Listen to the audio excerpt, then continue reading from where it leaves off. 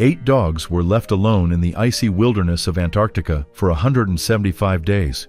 You're about to see what animals are truly capable of when fighting for survival. And don't forget to grab some tissues. 2 men are sitting in a sauna, heated up to 41 degrees Celsius. Then they run outside, where the thermometer reads -31 degrees. It's their new record for extreme temperature changes. We see the snow-white landscapes of Antarctica's mountains, and learn that this story takes place at one of the American research stations located at the South Pole. The area is home to many adorable penguins. One of the researchers goes outside holding a bat to feed his dogs and put them through another training session. A dog named Max is the first to chase after a small ball. Another dog, Maya, joins in. Soon, all the dogs receive their treats. A plane arrives at the station. A pretty young woman steps out of it. The researchers call her Crazy Katie. They unload crates of equipment from the plane. A doctor of geography named Dr. Davis McLaren also shows up at the station with Katie. The man who was feeding the dogs is named Jerry Shepard. His assistant is Charlie Cooper, who works as both a cartographer and a mechanic. Soon, 2 more researchers join them. Staff members are playing poker at the station. Jerry asks a dog named Old Jack whether he should join the game, and the dog adorably taps the cards with his paw. During the game, they talk about Cooper's new girlfriend. Jerry finds out that Dr. McLaren intends to search for a fragment of a fallen meteorite at Mount Melbourne. Jerry warns the scientist that the route is long and dangerous. The ice is too thin to travel by snowmobiles, and the only way to get there is by dog sled. Jerry doesn't want to do it, but he is required to follow orders. The man ties up the dogs and wishes each of them good night. He notices a shooting star in the sky and hopes it's a good omen. Jerry visits Katie and brings her some ice cream. When Katie's roommate enters the room, the man quickly leaves. Soon, all the researchers go to bed. Morning comes. Jerry prepares the sleds and harnesses the dogs. He explains the rules for handling the dogs to Dr. McLaren and introduces him to each of his pets. Maya and Old Jack will run in front. Behind them are Shorty and Max. Then come the twins, Truman and Dewey. And finally, Shadow and Buck are at the back. Other members of the research station see Dr. McLaren and Jerry off. Cooper takes a souvenir photo, and the men set out on their journey. They race across the snowy plain at impressive speed. When they have to climb very steep mountains, the men give the dogs a rest and help them push the sleds uphill. As they descend another mountain, Jerry stops the team and looks through his binoculars. He spots thin ice ahead and rearranges the dogs into a different formation for safety reasons. After that, the men continue on their way. Sometime later, they encounter leopard seals along their route, so the researchers are forced to change course slightly. Soon, they hear cracking sounds. Jerry says they have reached a glacier and need to be extremely careful. He takes a long pole and walks ahead, testing the path. Before long, Jerry discovers a crevasse, forcing them to change their route once again. The dog named Max pulls in another direction, causing the sleds to suddenly veer, and Dr. McLaren breaks through the ice. He manages to grab onto the sled, and Jerry, with the help of his dogs, pulls him to safety. The man admits to McLaren that he never wanted to agree to this expedition, but his superiors forced him to go. During a break, the dogs rest while the men talk about their personal lives. Dr. McLaren has a wife and a son, while Jerry is completely alone.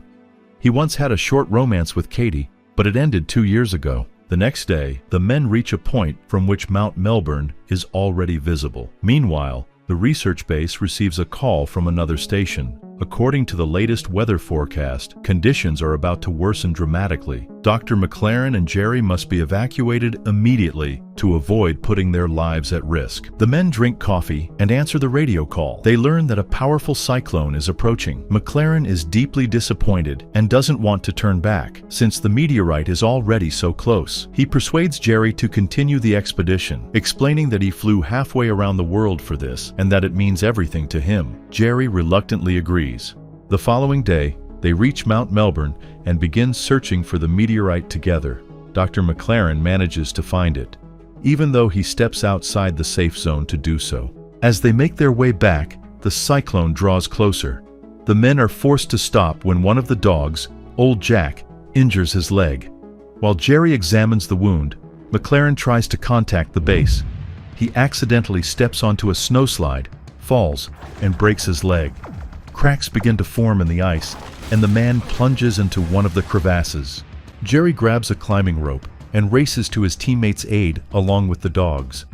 McLaren is already suffering from hypothermia. Jerry gives the rope to Maya so she can crawl closer and pass it to the doctor. With the help of the dogs, he manages to pull the barely alive McLaren out of the water.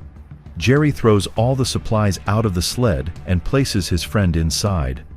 Despite the powerful cyclone, the blizzard, and near-zero visibility, they manage to make it back to base. Jerry himself suffers severe frostbite.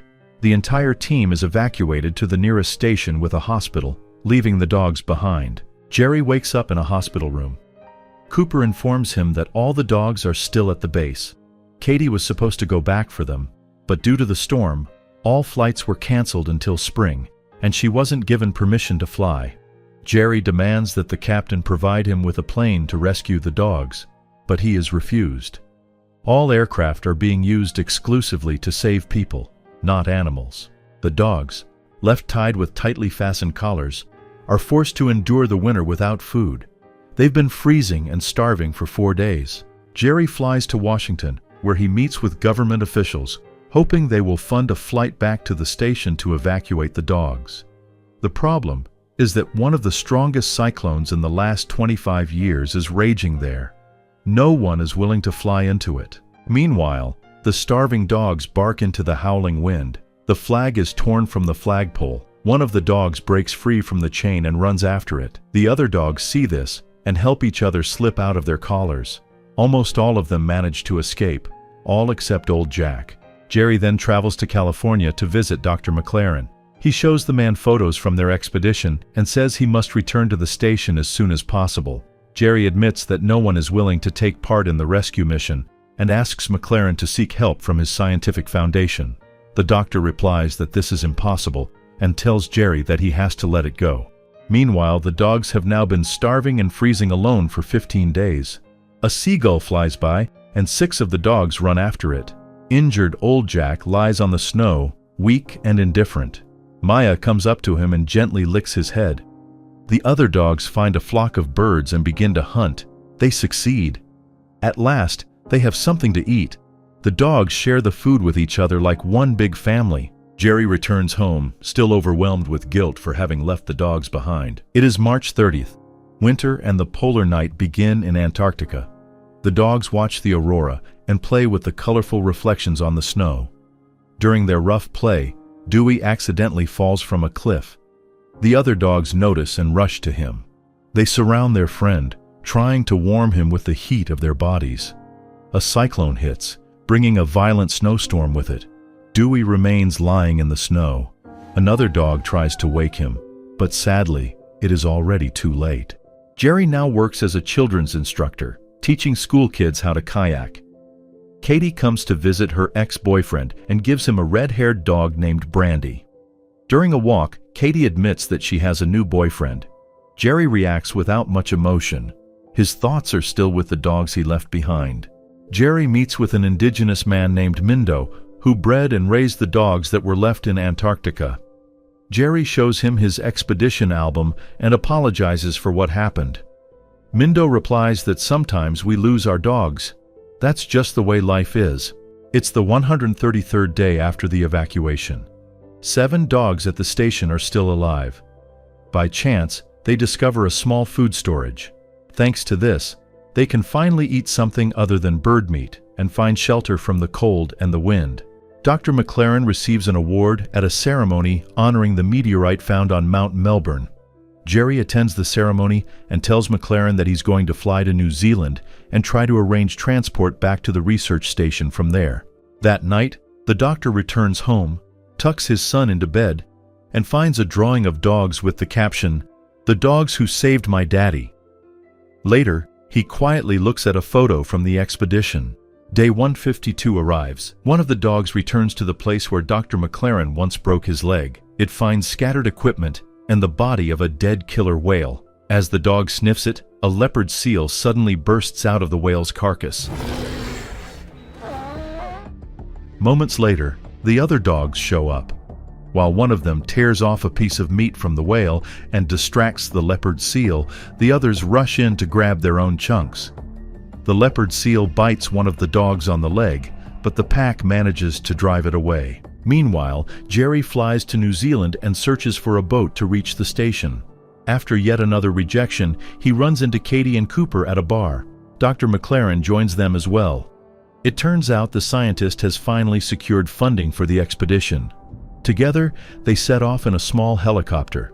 Unfortunately, the weather is too severe for a proper landing.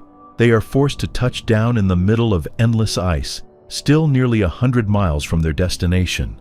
Cooper suggests flying to an Italian research station to borrow a snowmobile and use it to reach their base. The dogs have now been living alone for 175 days. They continue to survive on whatever they can hunt. Maya is completely exhausted and refuses to eat. Meanwhile, Jerry and his team reach the Italian research station. Using shovels, they clear a path to the gates and start a snowmobile. The entire team sets out to rescue their dogs. Unfortunately, when they arrive at their station, all they see are dog chains buried in the snow. Jerry finds Old Jack's body. The protagonist is devastated. Old Jack was one of his favorite dogs. He pulls on the other chains but finds only empty collars. Moments later, the man hears barking and sees the surviving dogs on the horizon. They are running toward him. Jerry and his team embrace the dogs and realize there are only 5 left: Buck, Shadow, Truman, Shorty, and Max. All the animals are loaded onto the snowmobile, except Max, who runs away from the station. Jerry goes after him and finds Maya. At first, she appears lifeless, but then she moves. The exhausted dog slowly lifts her head and looks at her owner. Jerry picks Maya up and carries her to the snowmobile. As they drive away, we see a grave marked with a cross and 2 collars hanging from it. We learn that this is a true story.